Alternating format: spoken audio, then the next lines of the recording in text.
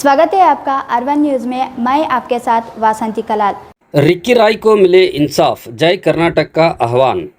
पिछले दिनों जय कर्नाटका संगठन के संस्थापक अध्यक्ष मुत्तप्पा राय के बेटे रिक्की राय पर हुए फायरिंग मामले का खंडन करते हुए आज बीजापुर जिला जय कर्नाटक संगठन के जिला अध्यक्ष संगमेश गौड़ा दाशाड़ के नेतृत्व में बीजापुर जिला अधिकारी के जरिए कर्नाटक सरकार को मनवी पत्र देकर आरोपियों पर कड़ी कानूनी कार्रवाई करने का आग्रह किया गया, वरना आने वाले दिनों में बड़ा आंदोलन करने की चेतावनी दी संगठन के पदाधिकारियों ने।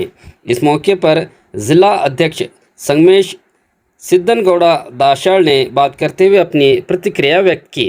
ಮಾಧ್ಯಮ ಮಿತ್ರರಿಗೆ ವಂದನೆಗಳನ್ನು ಸಲ್ಲಿಸುತ್ತಾ ಇವತ್ತಿನ ದಿವಸ ಜಯ ಕರ್ನಾಟಕ ಸಂಘಟನೆಯಿಂದ ನಾವು ಜಿಲ್ಲಾಧಿಕಾರಿಗಳಿಗೆ ಮನವಿಯನ್ನು ಕೊಡುವಂಥ ಒಂದು ವಿಚಾರವನ್ನು ಇಟ್ಕೊಂಡು ಅದರ ವಿಷಯ ಏನಪ್ಪ ಅಂದ್ರೆ ಜಯ ಕರ್ನಾಟಕ ಸಂಘಟನೆಯ ಸಂಸ್ಥಾಪಕ ಅಧ್ಯಕ್ಷರಾಗಿರ್ತಕ್ಕಂಥ ಅಣ್ಣ ಮುತ್ತಪ್ಪ ರೈ ಅವರ ಚಿರಂಜೀವಿ ಆಗಿರ್ತಕ್ಕಂಥ ರಿಕ್ಕಿ ರೈ ಅವರ ಮೇಲೆ ಆಗಿರ್ತಕ್ಕಂಥ ಗುಂಡಿನ ದಾಳಿ,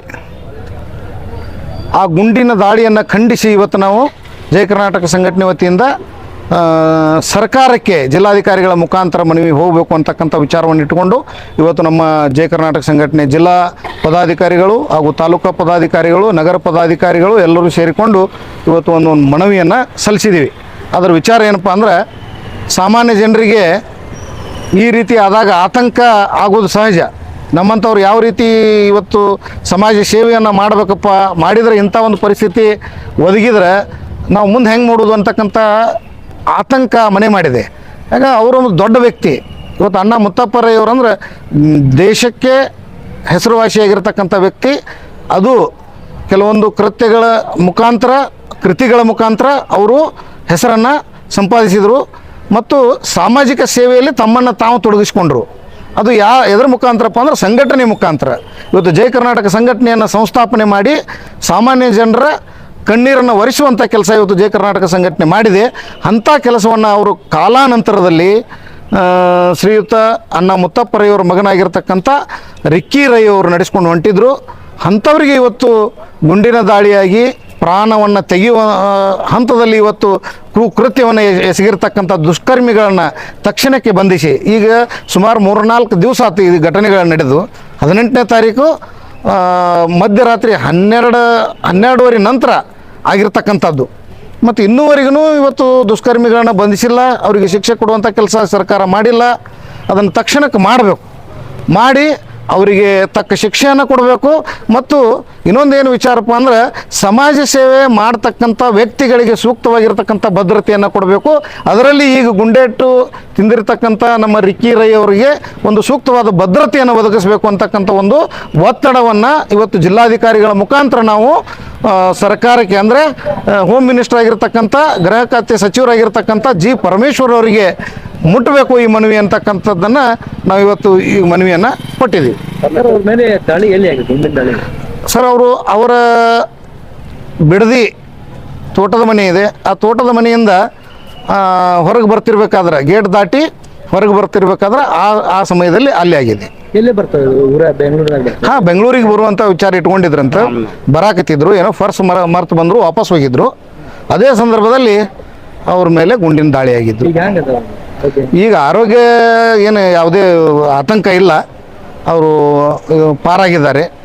ದಾಳಿ ಮಾಡೋರು ಯಾರು ಅಂತ ಇನ್ನೂ ತನಕ ಗೊತ್ತಾಗಿಲ್ಲ. ಬರೀ ಊಹಾಪೋಹಗಳು ನಡೆದಾವ. ಪತ್ರಿಕಾ ಮಾಧ್ಯಮದವರು ಒಬ್ರು ಒಂಥರ ಹೇಳಿದ್ರು, ಒಬ್ರು ಒಂಥರ ಹೇಳಾಕಿದ್ದಾರೆ. ಮತ್ತೆ ಯಾವುದನ್ನು ಖಚಿತ ಬಂದಿದ್ದು, ಬೈಕ್ ಮ್ಯಾಗ ಬಂದಿದ್ದು, ಯಾವ ರೀತಿ ಬಂದ ದಾಳಿ ಮಾಡೋದು ಅವರು ಯಾವ ರೀತಿ ಇಲ್ಲ ಹೊಂಚಾಕಿ ಅದು ಇನ್ನೂ ತನ ಗೊತ್ತಾಗಿಲ್ಲ. ಈಗೆಲ್ಲ ವಿಚಾರಣೆ ನಡೆಸಿದ್ದಾರೆ ಪೊಲೀಸರಿಗೆ. ಯಾವ ವಾಹನಗಳು ಏನೂ ಕಂಡು ಬಂದಿಲ್ಲ. ಆದರೆ ಎಲ್ಲಿಂದ ದಾಳಿ ಆಯಿತು ಅನ್ನೋದನ್ನು ತನಿಖೆ ಮಾಡಿದಾಗ ಗೊತ್ತಾಗೋದಿಲ್ಲ. ಈಗ ಆ ಸಂದರ್ಭದಲ್ಲಂತೂ ನಾವು ಇಲ್ಲ. ನಾವು ನಿಖರವಾಗಿ ಹೇಳಬೇಕಾದಂದ್ರೆ ಆ ಸಂದರ್ಭದಲ್ಲಿ ನಾವು ಇರಬೇಕಾಕೈತಿ, ಅಲ್ಲಿಲ್ಲ.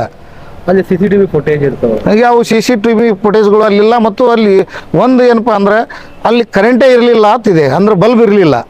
ಕರೆಂಟ್ ಇದೆ, ಬಲ್ಬ್ ಇರಲಿಲ್ಲ, ಅಲ್ಲಿ ಬೆಳಕಿರಲಿಲ್ಲ. ರಾತ್ರಿ ಸಮಯ? ಹಾಂ, ರಾತ್ರಿ ತಡರಾತ್ರಿ 12:30 ನಂತರ ಆಗಿದ್ದು ಇದು. ಈಗ ಬೇಡಿಕೆ ಏನಿದೆ? ಬೇಡಿಕೆ ಏನಿಲ್ಲ, ಇಂಥ ಘಟನೆಗಳಿಂದ ಮರುಕಳಿಸಬಾರ್ದು. ಈ ಮಾಡಿದಂಥ ದುಷ್ಕರ್ಮಿಗಳನ್ನು ತಕ್ಷಣಕ್ಕೆ ಬಂಧಿಸಿ ಕಠಿಣ ಶಿಕ್ಷೆಗೆ ಒಳಪಡಿಸಬೇಕು. ಆ ನಂತರ ರಿಕ್ಕಿ ರೈ ಅವರಿಗೆ ಒಂದು ಸೂಕ್ತ ಭದ್ರತೆಯನ್ನು ನೀಡಬೇಕು ಅನ್ನೋದನ್ನು ನಮ್ಮ ಬೇಡಿಕೆ. ಈಗ ಮುಂದೆ ಅವ್ರ ಗುಂಡಿನ ದಾಳಿ ಯಾರು ಮಾಡ್ಯಾರ, ಅವ್ರಿಗೆ ಬಂದಿಲ್ಲಪ್ಪ ಅಂದ್ರೆ ಮುಂದೆ ನಿಮ್ಮ ನೋಡ್ರಿ, ಪೊಲೀಸರ ಮೇಲೆ ನಮಗೆ ನಂಬಿಕೆ ಇದೆ. ಕರ್ನಾಟಕದ ಪೊಲೀಸರು ಎಂತಿಂಥ ಕೇಸ್ಗಳನ್ನು ಬೆದೆಸ್ಯಾರ ಅಂತಕ್ಕಂಥದ್ದು ಇದೆ. ಆದ್ರೆ ಅಕಸ್ಮಾತ್ ಅವ್ರಿಗೆ ಆಗದೇ ಇದ್ದರೆ CBI ತನಿಖೆಗೆ ಒಳಪಡಿಸ್ಲಿ, ಅದಕ್ಕೆ ನಾವು ಒತ್ತಡ ಇರ್ತೀವಿ.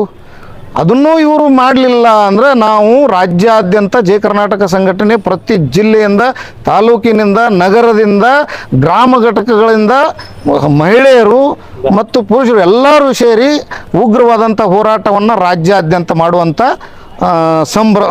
ಸಮಯವನ್ನು ಒದಗಿಸ್ಕೊಡ್ಬಾರ್ದು. ತಕ್ಷಣಕ್ಕೆ ಅವ್ರು ಮಾಡಬೇಕು ಅನ್ನೋದು ನಮ್ಮದೊಂದು ವಿಚಾರ. ತಮ್ಮ ಹೆಸರು ಹೇಳಿ. ಸಂಗಮೇಶ್ಗೌಡ ದಾಶಾಳತೆ, ಜಯ ಕರ್ನಾಟಕ ಸಂಘಟನೆ, ವಿಜಯಪುರ ಜಿಲ್ಲಾಧ್ಯಕ್ಷರು. ಗುಂಡಿನೇಟ ಬಡದು ಅವರು ಪ್ರಾಣದಿಂದ ಏನೋ ಪಾರಾಗ್ಯಾರ. ಯಾಕಂದ್ರೆ ಅವ್ರು ಮಾಡಿದ ಪುಣ್ಯ ತಕ್ಷಣ ಅನ್ಕೋಬಹುದು. ಆದ್ರೆ ಇಂಥ ಘಟನೆಗಳು ಕರ್ನಾಟಕದೊಳಗೆ ಸಾಕಷ್ಟು ನಡೀಲಾಗ್ತದೆ. ಸಾಮಾನ್ಯ ವರ್ಗದ ಜನರ ಪರಿಸ್ಥಿತಿ ಹೆಂಗೆ ಮತ್ತು ಈ ರೀತಿ ಯಾಕೆ ನಡೀಲಾಗಿತ್ತು ಮತ್ತು ಇದ್ರ ಬಗ್ಗೆ ಏನು ಕ್ರಮ ತೊಗೊಂಡ್ರು? ಈಗ 3-4 ದಿವಸ ಆದರೂ ಸಹಿತ ತಪ್ಪಿತಸ್ಥರನ್ನ ಏನೋ ಹಿಡಿದಿಲ್ಲ. ಕಾರಣ ಇವತ್ತು ಆ ಗುಂಡೇಟು ತಿಂದಿರ್ತಕ್ಕಂಥ ವ್ಯಕ್ತಿಗೆ ನ್ಯಾಯ ಸಿಗಬೇಕಾದ್ರೆ ಅವರಿಗೆ ಸರ್ಕಾರದಿಂದ ತಕ್ಕ ಮಟ್ಟಿಗೆ ಭದ್ರತೆಯನ್ನು ಒದಗಿಸ್ಬೇಕು. ಯಾಕಂದ್ರೆ ಅವರೊಂದು ಸಮಾಜ ಸೇವೆ ಮಾಡಿರ್ತಕ್ಕಂಥ ವ್ಯಕ್ತಿ. ಇವತ್ತು ಜಯ ಕರ್ನಾಟಕ ಸಂಘಟನೆಯ ಸಂಸ್ಥಾಪಕ ಅಧ್ಯಕ್ಷರಾಗಿ ಅವ್ರ ಕಾಲ ಆದ ನಂತರ, ಮುತ್ತಪ್ಪರವ್ರ ಕಾಲ ಆದ ನಂತರ ಈ ಕನ್ನಡ ಪರ ಸಂಘಟನೆಯನ್ನು ರಿಕ್ಕಿ ರೈ ಅವರು ತಗೊಂಡು ನಡೆಸ್ಬಿಟ್ಟು ಹೊಂಟಿದ್ರು. ಇದನ್ನು ಮಾಡೋದು ತಪ್ಪ? ಕನ್ನಡ ಪರ ಸಂಘಟನೆಯಿಂದ ಜನರ ಸೇವೆ ಮಾಡೋದು ತಪ್ಪ? ಮತ್ತು ಇಂಥ ಶ್ರೀಮಂತ ವ್ಯಕ್ತಿಗೆ ಇವತ್ತು ಗುಂಡೇಟು ಬಡ್ದೈತಿ, ಸಾಮಾನ್ಯ ವ್ಯಕ್ತಿ ಗತಿ ಏನು ಅಂತಕ್ಕಂಥ ಪ್ರಶ್ನೆ ಇವತ್ತು ಬಂದು ನಮ್ಮ ಜಯ ಕರ್ನಾಟಕ ಸಂಘಟನೆ ಜಿಲ್ಲಾ ಅಧ್ಯಕ್ಷರಾಗಿ ನಾ ಕೇಳ್ಕೊಳ್ಳೋದೇನಪ್ಪ ಅಂದ್ರೆ, ಈ ರೀತಿಯಾದಂಥ ಘಟನೆಗಳು ಇನ್ನು ಮರುಕಳಿಸದಂತೆ ಸ್ವಲ್ಪ ಪೊಲೀಸ್ ವ್ಯವಸ್ಥೆ ಬಂದೋಬಸ್ತ್ ಆಗಬೇಕು. ಮತ್ತು ಯಾರು ಅದನ್ನು ಈ ದುಷ್ಕೃತ್ಯವನ್ನು ಮಾಡಿರ್ತಕ್ಕಂಥ ದುಷ್ಕರ್ಮಿಗಳನ್ನ ತಕ್ಷಣ ಬಂಧಿಸಿ ಅವರಿಗೆ ಶಿಕ್ಷೆ ಕೊಡಬೇಕು, ಶಿಕ್ಷೆಗೆ ಒಳಪಡಿಸ್ಬೇಕು. ನಂತರ ಒಂದು ಸೂಕ್ತ ಭದ್ರತೆ